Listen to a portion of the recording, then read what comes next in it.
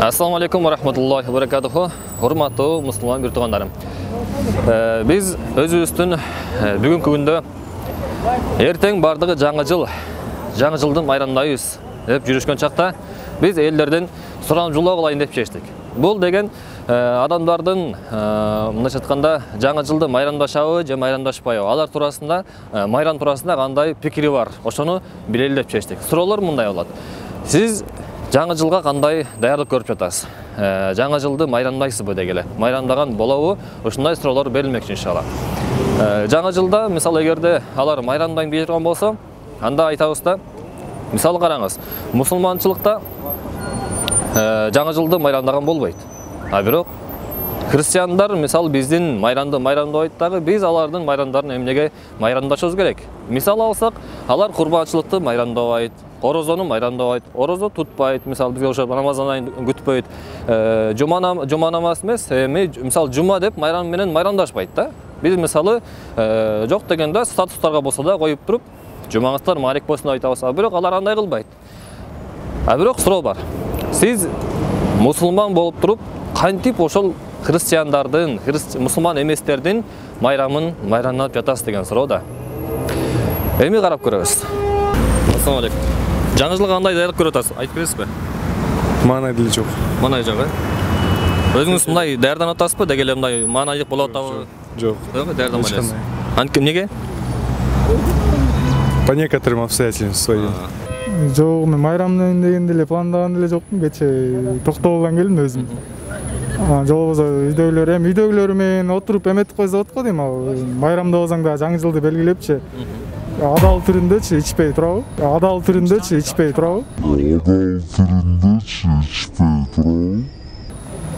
Демек, көң кылышты да бул нерсегечи. Жаңы жылдык майрамыңызда кандай болот эже? Жаңы жылга кандай даярдыктар көрүп атасыздар? Жакшы даярдык көрүп атабыз.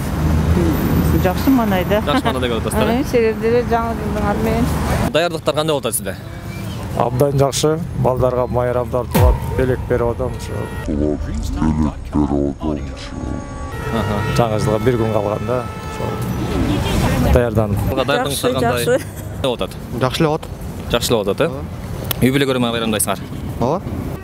Жаңы жыл биздин майрам эмес го. Майрам эмес, Ооба. Жакшы эле үйдө жаңы жылда кишилер чакырабыз. Кишилер чакырасыздар. Эч кандай даярдык жок. Жылдагыдай эле тособуз го. Тососуздар.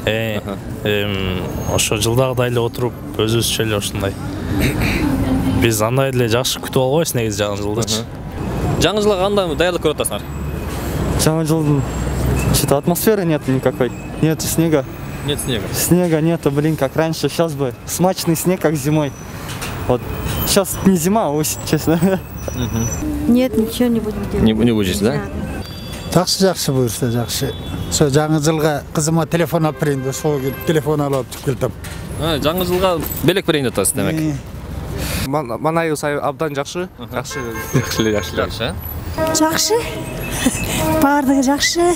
Заманыбыз тынч болсун. Жаңы жылдан жакшы ийгиликтерди, жакшы үмүт менен жакшылыктарды күтүп атабыз. Мына келаткан президенттик шайлоодо дагы жакшы өткөрүп алсак, ошол биздин өтүшүбүз. Элиме, жериме тынчтык каалайм, молчулук, бакубаттуулук каалайм. Жаңы жылга кадимгидей эле үйгө продукталарды алып, үйдөн өткөзөбүз. Ар жылы үй бүлөбүз менен тособуз, үй бүлөлүк майрам болгондуктан. Жок, майрамдабайм. Майрамдабайсыз, Эмне себептен? Мусулмандар үчүн харам го. Ошон үчүн майрамдабайм. Чоң рахмат. Алла разы болсун. Жакшы, сонун жакшы. Кудайга шүгүр. Ошо жүрөбүз акырын. Жаңы жылга кандай даярданып атасыздар? Жакшы буюрса. Сиз? Жакшы эле. Даярданып атасыз. Жаңы жылга эмне кандай майрамдык көрүп атасыздар? Даярдык көрүп атасыздар? Көрбөй элебиз. Көрбөй элесиз. Эмне үчүн? Билбейм. Жылдан бери кызыкпайбыз биз. Кызыкпайсыздар, Такыр кызыкпайбыз. Жакшы буюрса. Жаңы жылда кандай тоссоң, жаңы жыл кандай тоссоң, ал жыл сага ошондой болот дейт го. Анысында эле жакшы даярдыктар бар буюрса. Бизде даярдык жок. Даярдык жок. Жок. Дегеле өткөрөйүн деген ниетиңер болдубу мындай бир? Жок, сагла жок. Жок, Жаңы жылга пока даярдык деле жок. Бирок отурасыздар, мындай даярдасаңыздар деле мындай бир өткөрүп коюн дейсиздер, ооба. Силерде ушундай бир орус же болбосо мусулман эмес болгон тааныштарыңар барбы? Өзүңөрдүн классташтарыңар бар. Ооба, бар. Ошолордон мисалы кандайдыр бир мусулманчылыктын майрамдап атканын көрүңөр беле. Мисалы жума намазга барып, же болбосо ибарат эмес, жума күнүн дейле, же болбосо курбан айт дейле, айт намаз. Ошолорду майрамда курбандык чалган көрдүңүздөр беле? Ооба. Жок. Ооба дегенде канчалык? Мисалы бардык көрөсүздөр ошонун баарын, мисалы 10 христиан болсо 10 тең бардыгы ушундай кылышат экен, Мисалы, Турмеш шум калды мындай дегеним, орустар биздин майрамды майрамдабайт. Бирок биз мусулман болуп туруп, эмнеге алардын майрамын майрамдашыбыз керек деген да. Бул өтө деле майрам эмес, бул жөн эле үй бүлөң менен отуруп коюп, тамак ичип, жакшы маанайда ошентип сүйлөшүп коюп, күндө деле ошентип үй бүлөң менен тамак жеп, жакшы баарына даярданып отурбайсың да, ошондой эле жөнөкөй эле майрам бул деле, жаңы жыл келатат дегендей эле. Курбан айт ошондой баардыгы бир курбан айт жаңы жыл дегенде элечи мусулмандар кылып калат да ошондой. Просто бул жаңы жылды анткени телевизорлордон көрсөтүп көп жылдан бери биз кичинекей кезден бери реклама болуп калганда, ошондуктан баарыбыз кылган үчүн ошондой салтка айланып калганда, бирок мусулманчылыктандай болбойт, ошону кичинеден жойгонго аракет кылабыз. Чоң рахмат, жакшы тилек ниетиңиздер бар экен. Чоң рахмат, Аллахым ыраазы болсун. Ар кандай тааныштар бар. Мисалы бир суроо болуп атат да, христиандар, мисалы мусулман эместер Ноорусту же Курбан айтты майрамдашабы деген суроо да. Сиз кандай ойлойсуз? Алар майрамдашабы биздин майрамды? Алар өздөрүнүн ишиде майрамдашабы, майрамдашпайбы, мен аны билбейм. Кааласа майрамдашат, кааласа майрамдашпайт. Негизи мусулманчылыкка деле кандай деп ойлойсуз? Туура келеби ошол мисалы христиандардын, мусулман эместердин майрамын майрамдаш, мисалы жаңы жыл дейли. Болобу деген суроо да. Жаңы жыл деген өзү жаңы жылда. Мындайча айтканда слишком серьезный карабаш керек да. Эгер бала майрамдайм десе, баланын ниетин бузбаш керек. Эң башкысы, кичинекей баланын ниети бузулса кичинекейден, кийин эмне болуп өсөт баланы? Ошол суроого сиз мага жооп бере аласызбы? Эгер кичинекей баланын ниети бузулса, ошондой эле. Эгер ошо кичинекей баланын маанайын көтөрүп, белек берип, ишине эметкенде ал чындыкка, мээримдүүлүккө ишенет. Ошондой. Демек сиздин оюңуз болот деп ойлойсуз. Ар адамдын өз эрки. Чоң рахмат. Биз болгону адамдардын пикирлерин билели деген эле максат. Эч кандай таңгалаган жерибиз жок. Эмне үчүн майрамдабайсыздар анда? Биз жаңы жыл биздин майрам эмес да ал. Пайгамбарыбыздын аркан жок, биздин майрам эмес ал. Жаңы жыл. Ушундай эле. Аллахым ыраазы болсун. Ошол мусулман эместердин динин майрамдап атканыбыз кандай деп ойлойсуз? Бул өзү негиз болбойт да, туурабы? Сиздин оюңуз кандай? Майрамдаш керекпи же майрамдаш керекпи? Билбейт экенмин, мындай ар кимдин ар кандай өз көз карашы бар го жашоого. Ошол көпчүлүктөр эле азыр майрамдайт, билбейм. Биз дагы үй бүлөбүз менен майрамдайбыз. Үйдө эле эч кандай ишимдик ичпейбиз. Үйдө үй бүлө менен жакшы маанайда өткөрөбүз. Негизи ошо шариат боюнча деле ошо харам деп айтылат да, менин оюмчачы. Шариатка баш ийеси да бар. Негизи харам, мындай айтканда саясатта мындай айткандачы. Булчу эмес. Аяз ата дегендер, балаты дегендер жашоодо ошо болбойт да мындайчы нерсе. Туура айтасыз. Мен ошол оюм ошондой да негизи. Ошо мен өзүм мындай эмеге жаңы жылга эметпейм да, тоспойм да. Билбейм эми, бул азыр баардыгына көнмүш адат болгондон кийин бул азыр мисалы үчүн деген үй бүлөсүндө ата-энеси мисалы үчүн ошол нерсеге калыптандыртып тарбиялабаса, бул мисалы үчүн ата-энеден көрүп бул ошодай калып калган нерсе да. Ошон үчүн тигилер мында элден калбайын деген неме менен жашап ошон үчүн өткөрүшөт болуш керек деп ойлойм. Демек сиздин оюңуз ошол тарбиядан, ошол кичинесинен бери СМИден ушундай сиңирип калган дейсиз, ушундай массалык маалымат каражаттардан, Демек ошундай эч кандай бир себеп же болбосо максат жок эле. Элден калбай майрамдап коюн деген ой элек деп ойлойсуз, Жаңы жыл экен деп ошол. Чоң рахмат.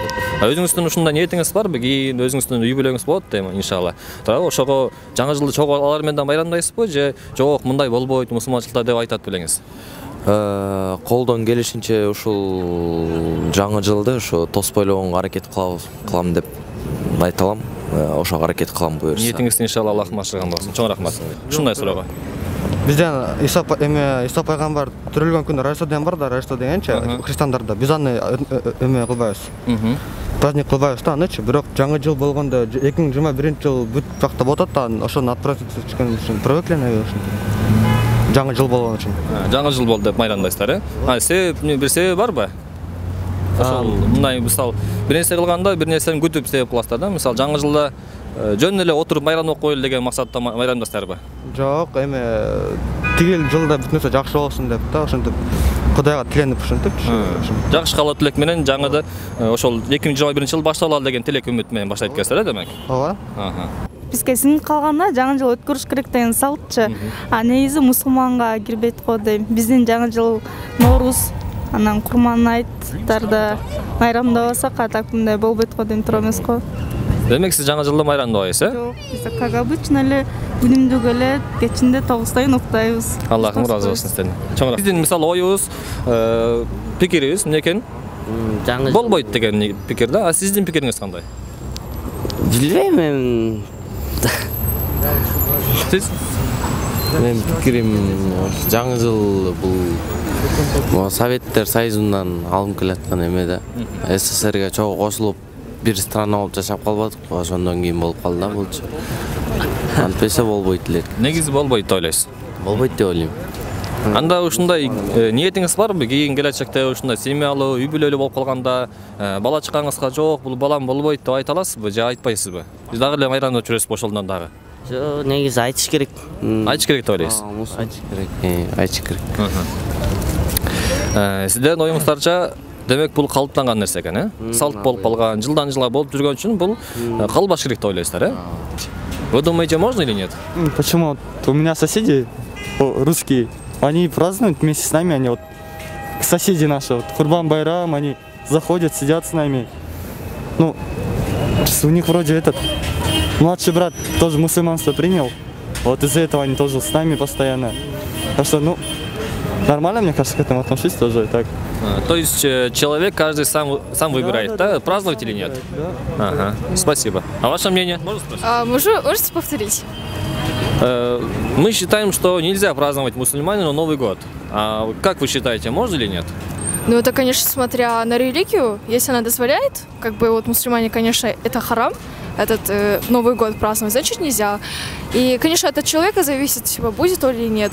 Но я думаю, нужно все, как бы, уважать всю религию, типа, какие праздники надо вот нейтрально все смотреть, как бы, и Курбан Байрам, наш праздник очень, и этот христианский Новый год.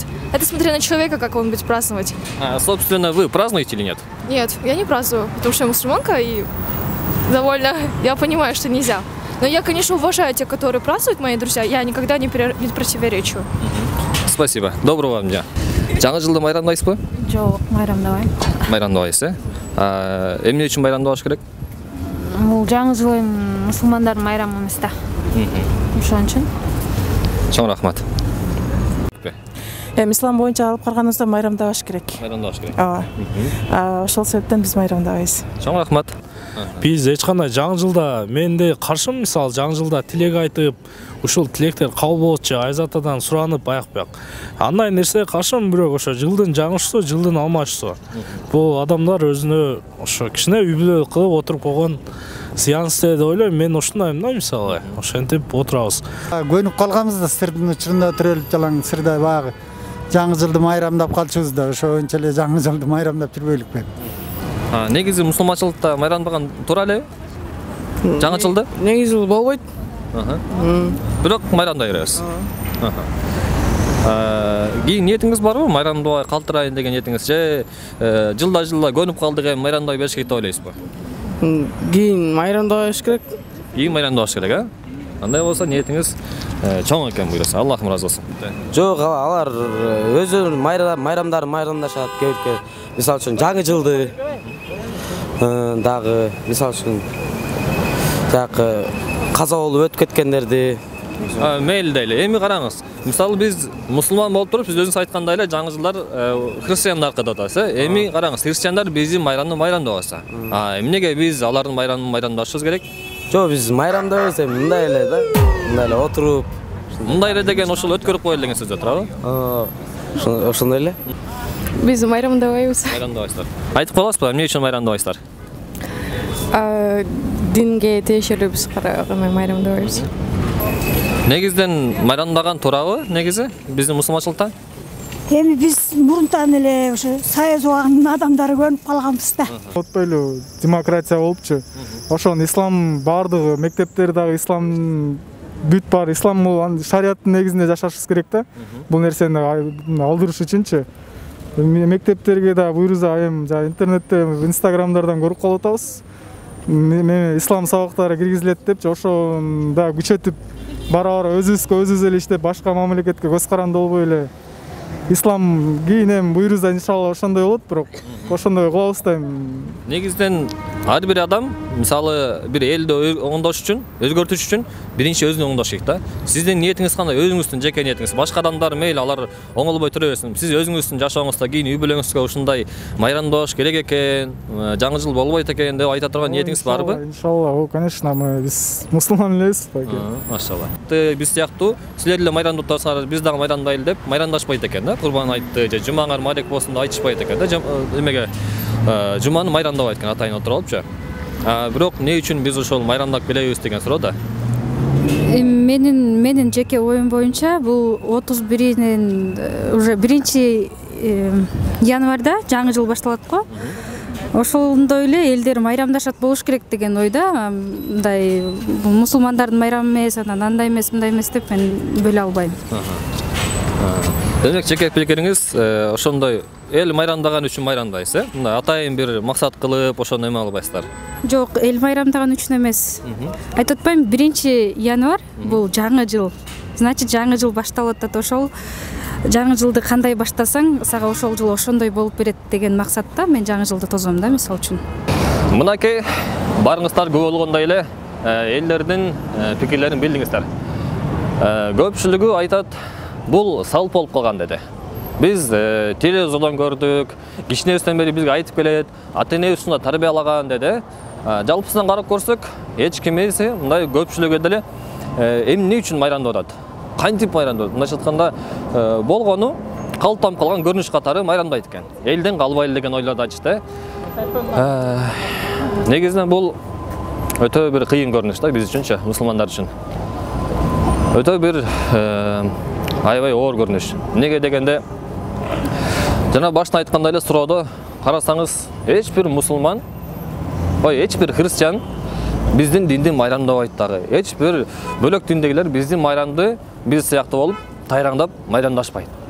Бирок биз ушундай кандай десек, бардыгын ала берген адамдар экенбиз да. Мусулманчылыкты кармандык. Бирок башкалар дагы кошуп жиберип атпайбызбы?